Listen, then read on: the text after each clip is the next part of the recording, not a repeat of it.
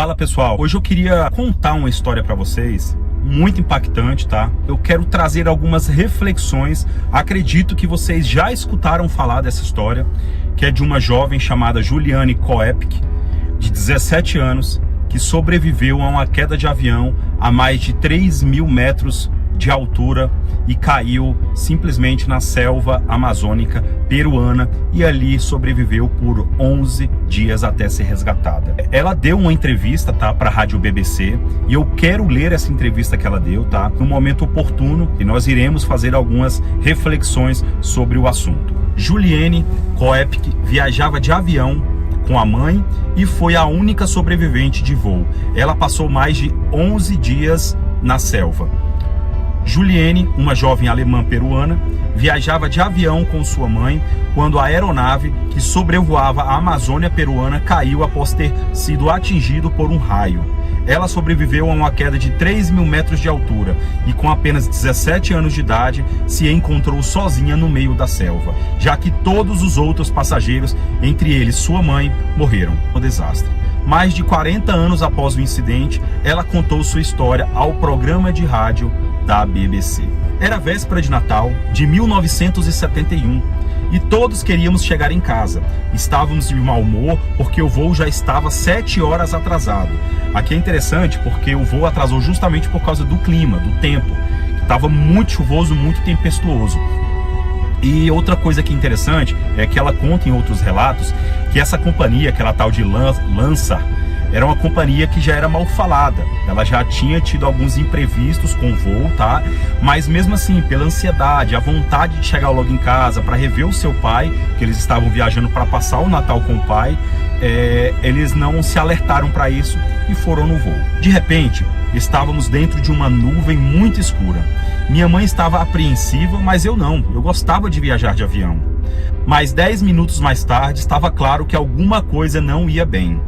Aqui outra coisa, ninguém sabe até hoje explicar o porquê que o piloto decidiu, mesmo sabendo daquela tempestade que estava tendo, seguir em frente naquela nuvem, tá? Muitos falam que é porque ele já estava atrasado, então ele queria adiantar a viagem, e outros simplesmente não sabem explicar o motivo de que ele continuou naquele percurso mesmo sabendo dos riscos. Houve forte turbulência e o avião se mexia para cima e para baixo. Malas caíam dos bagageiros, presentes de Natal, flores e panetones voavam para todos os lados. Quando vi raios do lado de fora, senti medo. Minha mãe e eu demos as mãos, mas não conseguimos falar. Outros passageiros começaram a chorar e a gritar. 10 minutos depois, eu via que o motor externo estava em chamas do lado esquerdo do avião. Minha mãe me disse em tom calmo: é o fim. Tudo se acabou. Essas foram as últimas palavras que eu a ouvi dizer. Aqui elas estavam passando no meio dessa nuvem e um raio simplesmente caiu no tanque de gasolina esquerdo do avião, onde ali começou o incêndio. Gritos e escuridão. O avião começou a cair de bico. Estava escuro e pessoas gritavam. Naquele momento, a única coisa em minha cabeça eram os rugidos dos motores. De repente, o rugido parou e eu me encontrei fora do avião. Ou seja, ela foi ejetada para fora do avião. O avião se despedaçou, ela estava sentada na sua poltrona. Alguns falam que eram 3 poltronas, né, como é o normal, e aquelas 3 se arrancaram junto com ela. A sua mãe já não estava mais do lado dela. A mãe dela também já tinha sido ejetada, e ela foi ejetada, ela sentada com as outras 2 poltronas.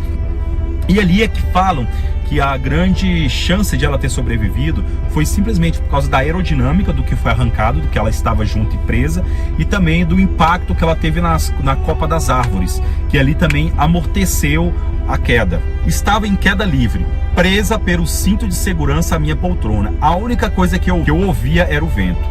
Senti totalmente sozinha.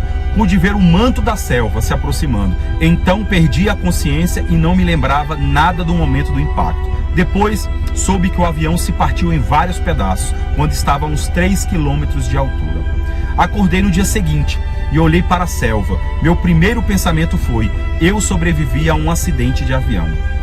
Gritei por minha mãe, mas só ouvia os ruídos da selva e estava completamente sozinha. Aqui o interessante foi que a primeira reação dela foi ter pensado que realmente ela sobreviveu a uma queda de avião, que é uma coisa que as estatísticas mostram que é mínima a possibilidade de sobreviver, mas ela sobreviveu. Então, o que a gente aprende com isso, né? A gente aprende que não é porque é um dos mais seguros que não acontece. E isso nós vimos várias pessoas que sobreviveram a quedas de aviões. Então, as pessoas que são mais preparadas, elas carregam o seu kit, elas carregam um meio ali no caso de urgência de sobreviver. Então eu fiz um vídeo a respeito disso, do que você pode e do que você não pode levar no avião. Eu acho importante também você assistir. Mas no caso dela, ela não tinha equipamento nenhum, ela não tinha uma vestimenta adequada, ela simplesmente acordou no outro dia da maneira que ela tinha caído do avião, ou seja, só e sem nada para sobreviver num lugar tão denso como uma selva. Havia quebrado a clavícula e tinha alguns cortes profundos nas pernas, mas as feridas não eram sérias. Depois descobri que havia rompido um dos ligamentos do meu joelho, mas eu ainda podia andar. Outra coisa impressionante aqui é a resiliência dela. Ela tinha miopia, tá? Então, além desses machucados, em outros relatos, ela teve um inchaço muito grande nos olhos, onde ela não conseguia enxergar. Então, ela tinha miopia, perdeu os óculos dela, ela teve um ligamento rompido no joelho e um corte bem profundo, tanto no ombro como na panturrilha. Mas, mesmo assim, ela viu que ela poderia andar. Ou seja, o controle emocional dessa jovem é absurdo, além das outras habilidades. Fome, calor e frio. Antes do acidente, eu havia passado muito tempo com os meus pais na estação de pesquisa, que eles mantinham na selva, a uns 30 quilômetros de distância. Aprendi muito sobre a vida na selva. Não é tão perigosa, não é um inferno verde que muitos pensam em ser. Aqui é onde é que está, gente, o ponto principal da questão.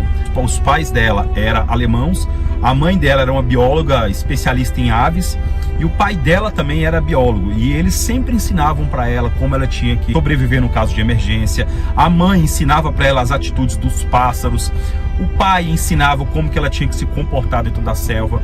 Então era uma menina de 17 anos, sem nenhum tipo de equipamento, sem nenhum tipo de vestimenta necessária, porque quando ela caiu, ela estava simplesmente vestida com um vestido branco, sem mangas, como nós vamos ver, com um calçado, que realmente ela ficou descalça, ela ficou com um calçado só, que ela colocou nas mãos. Como ela tinha problema, ela ficava tateando, e um controle emocional fora do comum. Para uma menina de 17 anos, ela não tinha tanta maturidade, mas ela sabia muito bem controlar as suas emoções. Então ela aprendeu, ela teve conhecimento suficiente, habilidade suficiente e um controle emocional muito forte para conseguir ir em frente.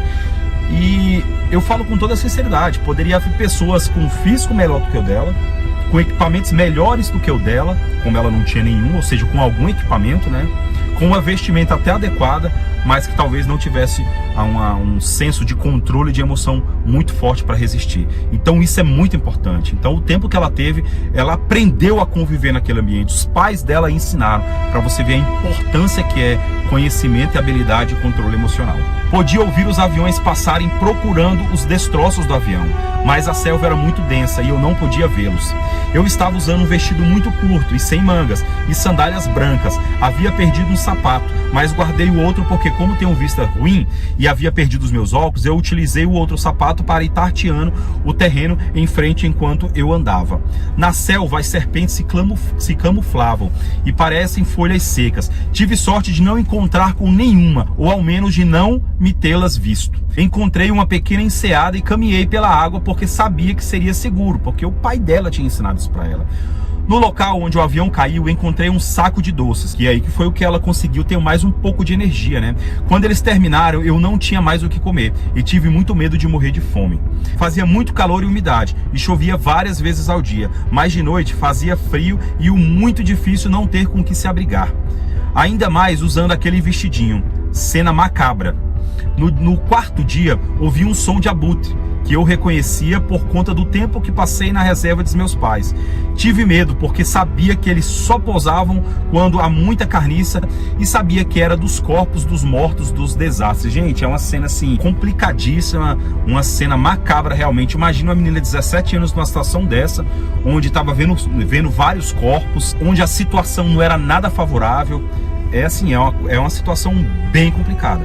Quando eu virei em um canto, da enseada, encontrei uma poltrona com 3 passageiros que haviam caído de cabeça no chão, ou seja, devia estar esmagados, né? Fiquei paralisada pelo pânico. Foi a primeira vez que vi uma pessoa morta. Pensei que era minha mãe, que poderia ser uma das pessoas mortas. Mexi no corpo com um pedaço de madeira e vi que as unhas dos pés da mulher eram pintadas, e minha mãe não tinha esse costume. Senti alívio na mesma hora, mas depois um sentimento de vergonha por ter tido esse pensamento. Resgate. No 10º dia eu mal podia ficar de pé. Por isso me deixei ficar à deriva de um grande rio que encontrei. Me senti tão sozinha, era como se estivesse um universo paralelo longe de qualquer ser humano. Pensei que estava tendo alucinações quando vi um grande barco. Quando toquei e me dei conta que era de verdade, era como se tivesse me aplicado uma injeção de adrenalina. Mas então eu vi um pequeno caminho na selva onde encontrei uma cabana, com um teto feito de folhas de palmeira. Havia também um motor de barco e 1 litro de gasolina. Eu tinha um ferimento em meu braço direito que estava infectado por vermes, cerca de 1 centímetro cada um. Me lembrei que nosso cão havia tido a mesma infecção que a minha.